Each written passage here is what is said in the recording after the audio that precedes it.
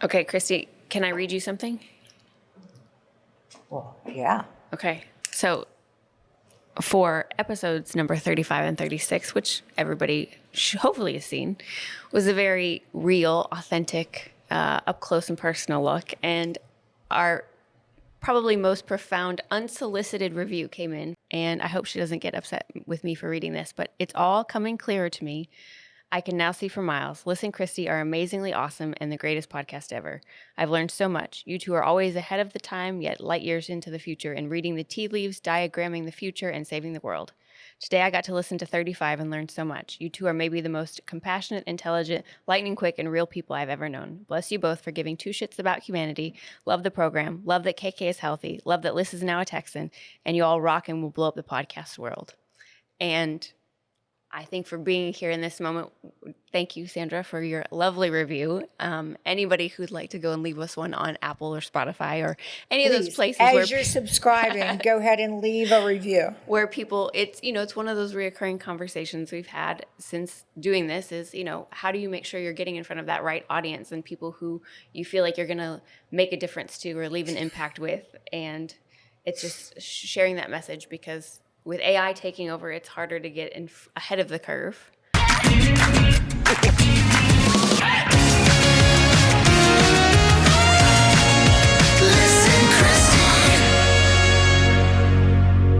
I just saw where they had the first Miss AI America or Miss social media. Everybody got to that place where they said, okay, I can be a social media influencer.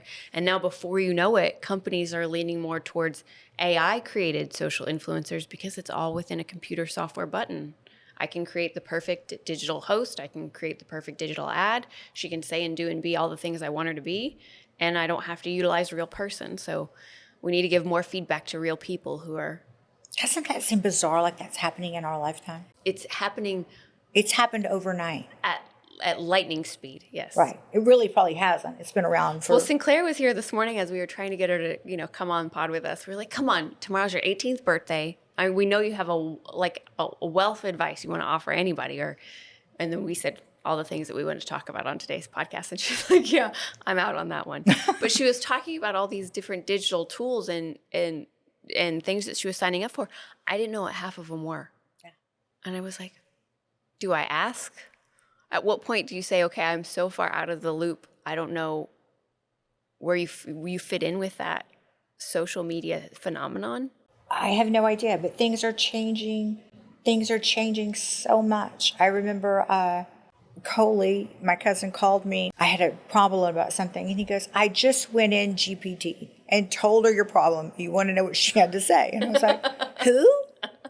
Who? He goes, the lady in the computer. And I was like, what are you talking about? Are you day drinking? Yeah. He doesn't drink. And I was like, what are you... He's like, no, I've used this best online free therapist that money could buy. And I was like, okay, I have to download this.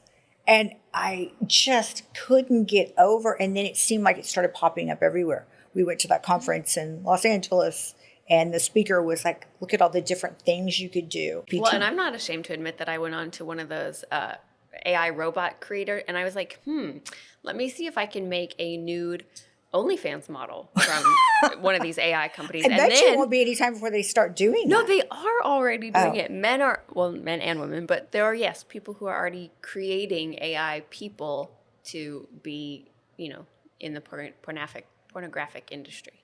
But anyways, we're just trying to get ahead of the curve. We're trying to be those real people that you still tune into, kind of like the Pat and Vanna. I'll be Pat, you can be Vanna, it's fine. Did you hear she was quitting because she didn't like Ryan Yeah, I think you told me. Yeah. I just want to know how many babies she has to eat a month. Or the deal she made with the devil. Yeah, she's like, what, 70? I knew you were going to ask me.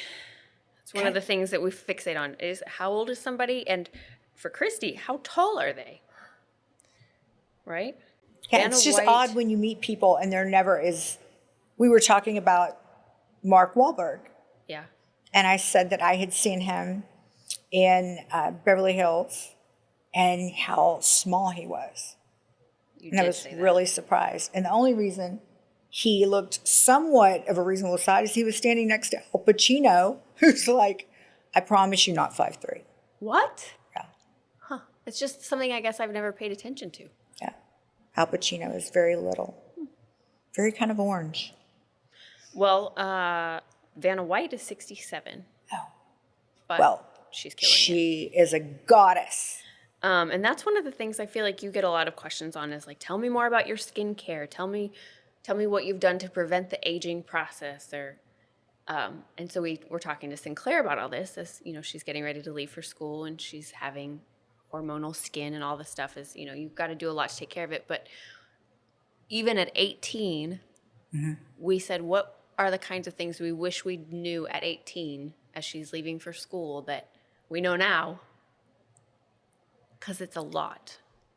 But things have changed so damn much. But have they really? Because then I launched into the Catfish story. Oh, right. Well, but you have to understand, when I was 18, there was no internet. It came shortly after. But I guess I was about 18 or 19 the first time I heard about email. And I was like, what is email? And it was in somebody I knew worked for a company, a very large company, Dow Chemical, and they said, oh, this is just an inner office. I was like, huh. So wouldn't that be cool if they could offer that for like the world? Right, this communication hub. Yeah. I don't even remember what job I was working where I thought, oh, wouldn't it be so cool if there was a way we could all communicate, in the office in real time, like a pager kind of system, right, which became instant messaging. And I think when I finally downloaded the program on my computer, I was like, this is such a time saver. Wow, I don't even have to buy Post-it notes anymore. I can just tell everybody in the office what they need to know right now.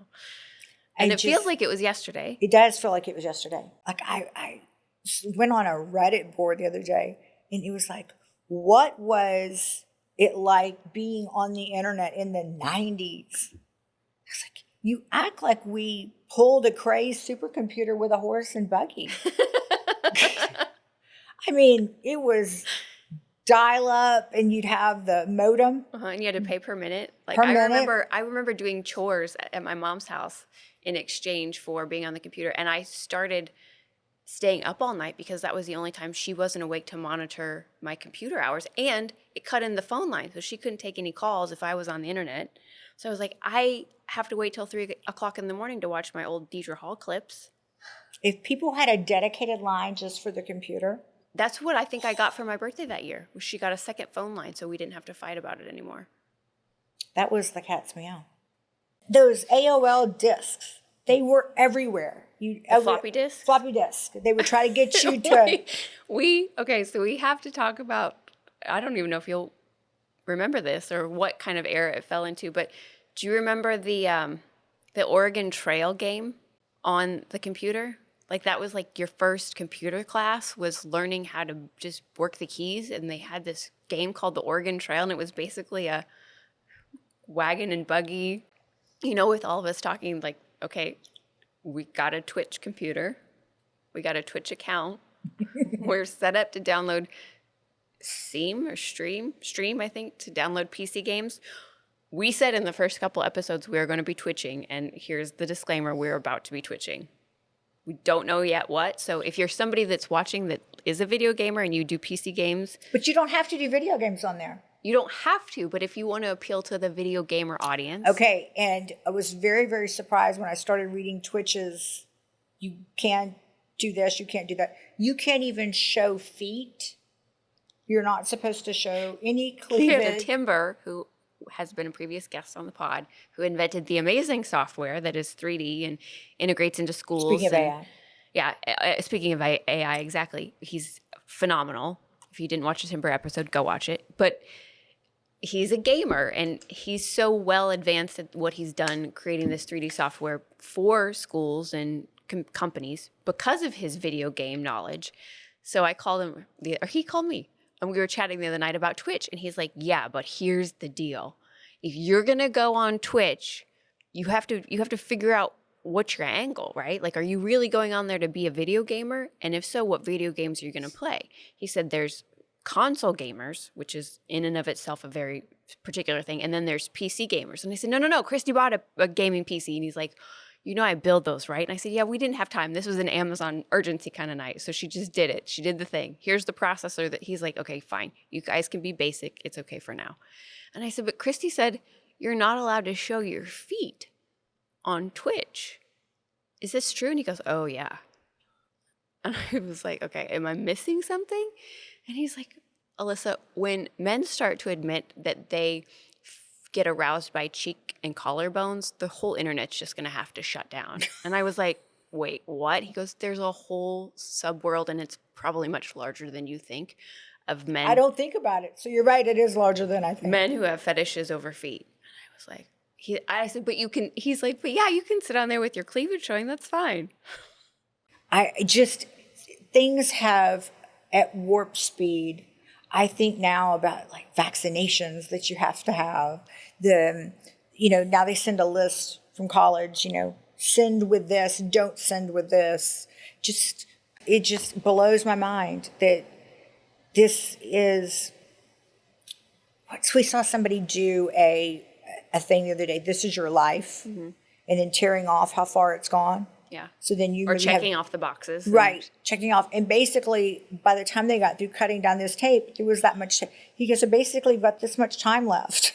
Well, it's funny because I was thinking about that the other day. I remember being probably early 20s and hearing people refer to, everything really starts to change for you when you hit 40. And so I always had that number 40 kind of in the back of my head. Like, what happens at 40 that everybody talks about? What is it?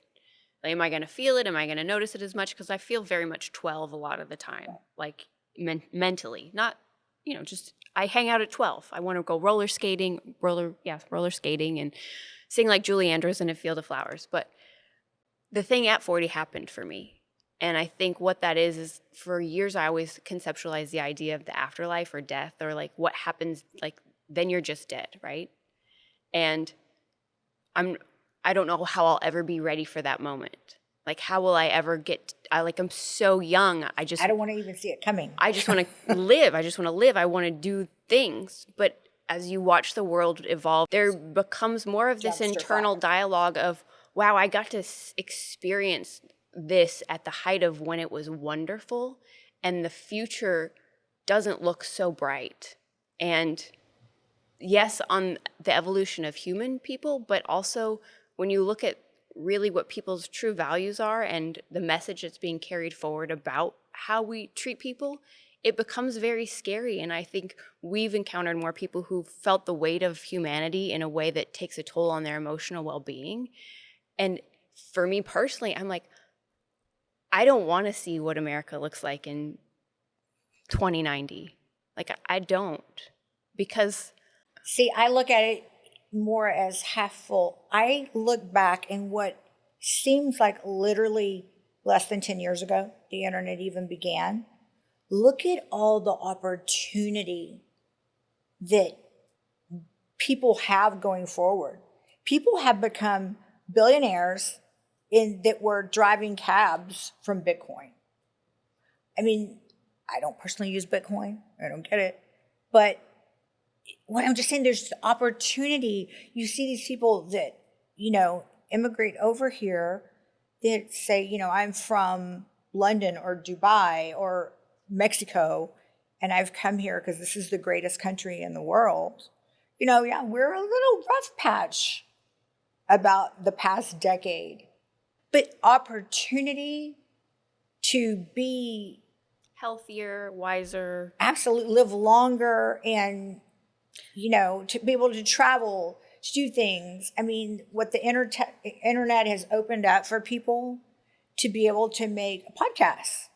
Technology, and that we're so much smarter because of things that we can absorb watching other people share their testimonies, that we didn't have that opportunity. No, I agree. I agree that there's wonderful parts of it. I just hope the betterment of humanity can come together to bridge all the messy gaps as the generations evolve at a faster pace to keep up with our change and our evolution. Because being so much in the context of the media, like with what we're doing here, I feel like we have a closer look at what AI is really capable of and all these different angles that are happening in social media and marketing and the global economy as a whole, that I feel like people of our similar age group might not be quite as up close and personal with, and don't realize it's happening at the pace that it's happening, and maybe don't have that little bit of fear factor because they're not involved or isn't invested. Like the whole thing about TikTok, and like Nick McKinley said, this is basically a trafficking ring. Like there needs to just be more awareness. Of course, of course. But again, all that starts at home. Right. So, when people used to say kids are so disrespectful, Well, it all starts at home. so speaking of home and all of this and the catfish and the internet thing, I do want to tell, because I was telling Sinclair the story about my experience of being catfished, and I won't tell the clincher of the story just yet. I'll make you wait to the end. But I was sad. So I told her this story.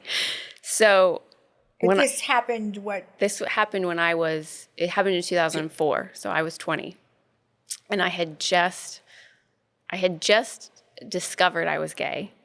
I'll save that actual story for another story. But there was nobody in my town for me to date. And I didn't know how to date or how to look outside of my elements that I was living. And I also wasn't comfortable talking to people about my sexuality. So it was very isolated. So I had gotten a subscription to this internet dating site called webdate.com. And Webdate was unique in that it offered something that I feel like kind of came and went for a minute, was the chat rooms. So these, 50-person chat experiences where there can be dozens of different rooms available for you to hop into, but each one has a capacity of 50 people. So you hop in, you hang out. Some people are allowed the opportunity to go on camera or to go on mic or both. And this was kind of the voyeurism of the beginning ages of, I think, homemade pornography. Like there'd be some people in there making mac and cheese. There'd be some people in there sleeping with their partner on camera. There'd be some people that were just sitting there talking, right? And so I got on this site and I would go in these chat rooms, and I built, this is where I met my best friend Erin, is in one of these chat rooms. We had a lot of fun. But while I was there, you also had the opportunity to have a profile and talk to people and meet strangers. And there was this woman on there, and her name was Jenn with 2 N's. And she was a businesswoman who lived in New Jersey, but she worked in New York City. And she took care of her ailing aunt and uncle. She was not an only child. She had a brother, but he wasn't as involved with the family. Like the responsibility was on her shoulders. And she also was taking care of her ailing mother. Her father had passed away. So main caregiver for 3 elderly adults, high-profile job in New York. She commuted each day for 2 hours. And she also had experienced a very sheltered life in the gay community. She was out amongst a couple friends, but she wasn't out amongst her family. She kept it very low profile. She had to keep it low profile at work because of her position in her job. So it was a new experience for her, right? And she was probably, 14, 15 years older than me. So our existence of our relationship carried over on Webdate via email. And eventually we exchanged email addresses, and we would have this exchange every day. And these were elaborate, long, drawn out, like letters of love. I mean, AOL or? Yeah, but it's on this, Okay. It formulates to an email exchange, Okay. right? And it became romantic in feeling in that she would send me like, this is what I want you to wear today. It was sexy. It was like exciting. It was thrilling to a little girl that only dreamed of kissing a girl that lived in the middle of Podunk, Iowa in a cornfield. Okay. And I was like, and I got spicy pictures. I was like, what is this? But this was me evolving into my very new sexuality, having not experienced that in my teens. And I was the perfect bait. And this carried on for 6 months. I mean, I would talk about her as about the time that we would meet. Like, we had shared pictures with each other. I never talked to her voice to voice because she, had this very busy life. She only had a few hours in the evening. There was no rules about how you go about online dating somebody or being safe, especially not to a novice such as myself.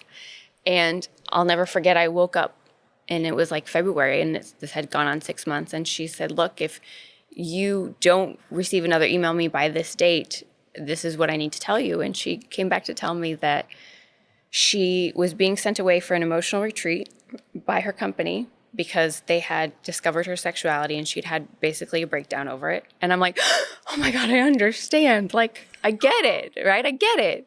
It's a lot. It's a burden. She's taking care of her family.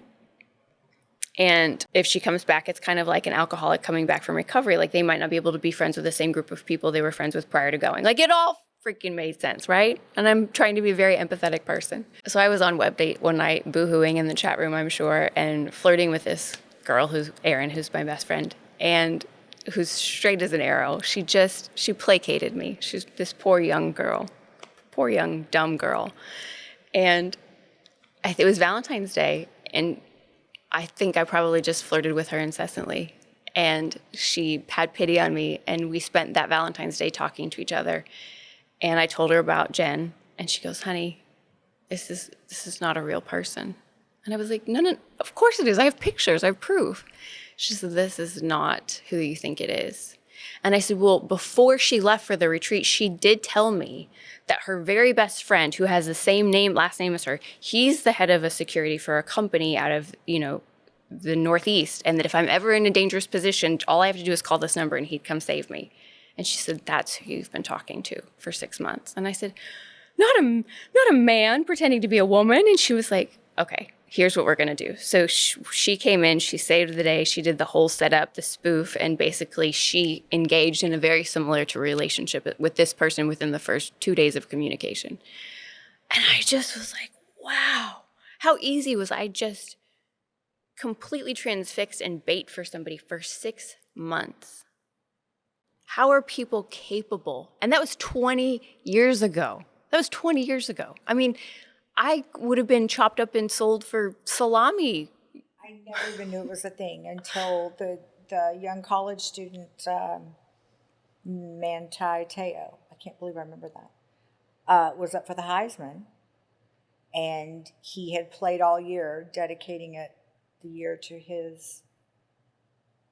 the love of his life, who he had never met. And she had cancer and all these things.